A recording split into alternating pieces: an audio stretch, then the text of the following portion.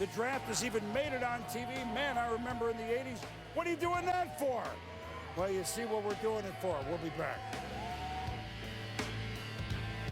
What? You got a dog? Yeah, he's a rescue dog. Name's Wego. What kind of name is that? Call him. Here we go. No. Yep. Here we go. Here we go. Thank you. Here we go.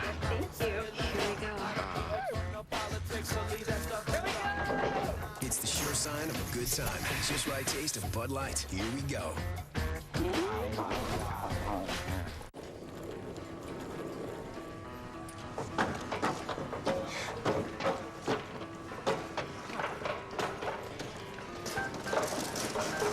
You didn't choose to travel like this, but you can choose to travel like this and enjoy more of this, and this. It's a new stay. This is Courtyard. Son, we've seen the film, and we know you are quite the defensive driver. I believe we at Camry have a few things to offer you. Class-leading MPG, a 5-star overall safety rating. Will I get a quiet ride? Just like being in a Camry. You're good. You don't have to make a decision now. Oh, why don't you, what you think about it? Huh? It's special. Yes, very, very special. Tomorrow, LeBron and the Heat's mission is title or bust. Then will you serve a hungry Pacers team? Finally, is the time now for Durant and the Thunder? The NBA playoffs tip off tomorrow on ESPN and ABC.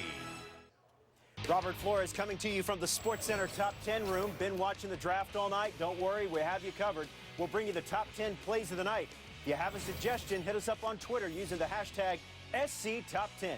SportsCenter after the draft. ESPN's coverage of the 2012 NFL Draft is presented by Bud Light, the official beer sponsor of the NFL. Here we go.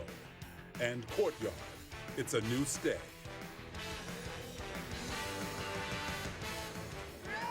Well, we're back at Radio City Music Hall. It's all over but the shouting in rounds 2 and 3. Mel, anything stick out? I'll tell you, one of the top 25 players on my big board, still available in round 4, Bobby Massey, offensive tackle, right tackle out of Ole Miss. Amazing he's still on the board. 7 quarterbacks drafted, not Kirk Cousins. He's still available on Saturday. That surprises me, Coach. Buccaneers, 3 of my favorite players, Barron, Martin, and Levante. They got him today.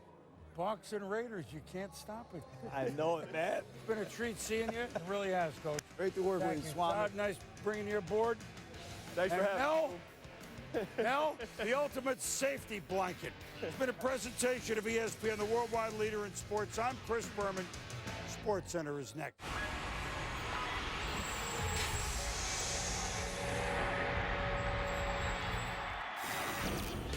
Glad to have you with us on this Friday night edition of SportsCenter alongside Robert Flores. I'm Reese Davis. While you were fixated on the NFL draft, we had a couple of walk-offs in baseball, a fantastic finish to the car race, but everybody just has their attention riveted on who's going where in the NFL. That's right. Last night it was round 1. Tonight it is round 2. Let's get some notable picks from round 2 via the SportsCenter Express. At 34th overall, the Colts get Andrew Luck, Stanford's teammate, tight end Coby Fleener.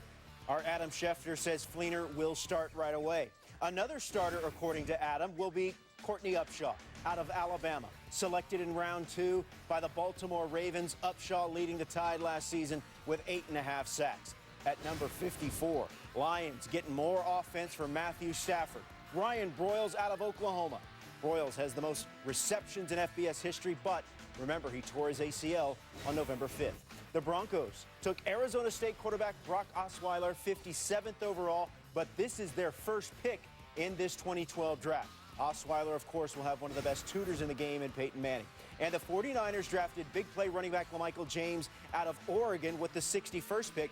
Adam Schefter says Niners will lose LaMichael James as a third down back. Here's Osweiler with more. I'm very excited about the opportunity. You know, as a young quarterback, I don't think there's any better situation for myself to be able to learn from, you know, if not the best quarterback in the game, one of the best. And You know, one thing's for sure, I'm going to go up there. My ears are going to be wide open every single day. I'm going to be writing away as many notes as I possibly can, and just try to learn as much as I possibly can from Peyton and John as well. All right, so here's some other picks, notable third-round picks in the 2012 NFL Draft. Today it was rounds 2 and 3. They'll wrap up the draft tomorrow afternoon. DeVere Posey, big play receiver for Ohio State. Limited time this season because of suspension, selected by the Houston Texans. And then Bernard Pierce, a running back at number 84 overall, selected by the Baltimore Ravens. For more on Osweiler, here's Chris Mortensen and company. No surprise that Denver used the 57th overall selection in the second round on a quarterback. The Broncos sent out signals throughout the entire draft process that they could be going quarterback at some point early on. They brought in Ryan Lindley from San Diego State and Kirk Cousins from Michigan State into Denver for visits, and a Broncos contingent of coaches and officials flew out to Arizona State and met with Brock Osweiler, and clearly they saw something in Osweiler they liked, because now they brought in Osweiler to sit on the bench while Peyton Manning comes in and takes over the starting quarterback job. Yes, Adam, but even before they signed Peyton Manning, or knew they were going to land Peyton Manning, they had a fascination with Osweiler, I was told, in part because he's a young man, even though he hasn't had a lot of starts, he's got a pretty high level of confidence, self-confidence, and they felt he could withstand Tebow mania, that he had the type of attitude, you could say arrogance, to go ahead and compete against Tim Tebow. So even if Tebow had been there, Osweiler, I believe, would be a Bronco. Far be it from me to argue with a Hall of Famer like John Elway. He's forgotten more about quarterback play than I know. But the height gives me pause. No one at that height has played well in a long, long time. You have to go back to Dan McGuire, who was not a tremendous success in this league. He's inexperienced, and that shows up in some decision-making. So this is a developmental guy. Obviously, John feels he can develop him, and that's good enough, but there are concerns. Brock Osweiler goes to the Denver Broncos in the second round with the 57th overall pick. Adam and gentlemen, it might be that Osweiler is a project. This man is not. Some people, me, say he's the best quarterback prospect since John Elway. An athletic Peyton Manning, now going to Peyton Manning's old stomping grounds. Andrew Luck spent some time in Indianapolis and leads off number 1 picks talking. You know, I know I'll work my butt off to try and make sure that the team is in a position to win, you know, win as many games as it can, and I can't wait to get with the guys. Once I got that call, it's just like everything came back to me, all the hard work I put into it, all the time that I put into it, and just looking at my family, knowing that they're the biggest Cowboys fans ever, and just looking at their face, and it just made me tear up. Being 28 years old is an advantage for me. I use it as an advantage because my body's still fresh. I still have a lot of football left in my tank. And so I think, you know, I never really saw any negatives on it because I have to answer the question all the time. I think big shoes may be an understatement. You know, what he did is obviously legendary. You know, for this city, for the state, really. You know, and I know if I woke up every morning trying to compare myself to Peyton, I think I'd go crazy. Like I told my mom when I was 7 years old, I dreamed that I was getting drafted somewhere, and it's like a dream come true. So I've been working hard since I was 7. To be a part of this tradition that they have here with these great running backs they have had here, and try to make, you know, a name for myself is going to be big. And I got a lot of respect to earn, and I got a lot to prove. I mean, it's something that you got to do. I mean, you still got to play football. You still got to go out there and put your cleats on, and it's still football. It's just cold outside. I'm not trying to come in here and step on nobody's toes. I want the veterans to teach me everything that I know, and, you know, if the coaches feel like that I'm mature enough and I know the right things, maybe I'll touch the field. Get a kick out of the way that hat sits on top of Dre's head, don't you? Sitting a little high there. Well, Dre Kirkpatrick and all of those other first-round draft choices, all winning contestants on the latest Smash reality show called Hugging Roger Goodell. That was first round, second and third rounds in the book. Tonight, we go back to New York now and Chris Berman.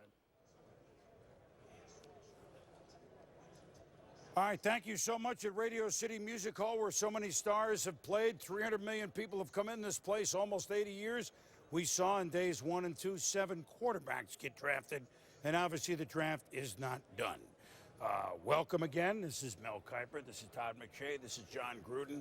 I'm Chris Berman. The quarterbacks that went, you know about 1, 2. You knew about that quite a while ago. with Luck and Griffin going 1-2, and Tannehill 8 to Miami, and Brandon Whedon to the Cleveland Browns with their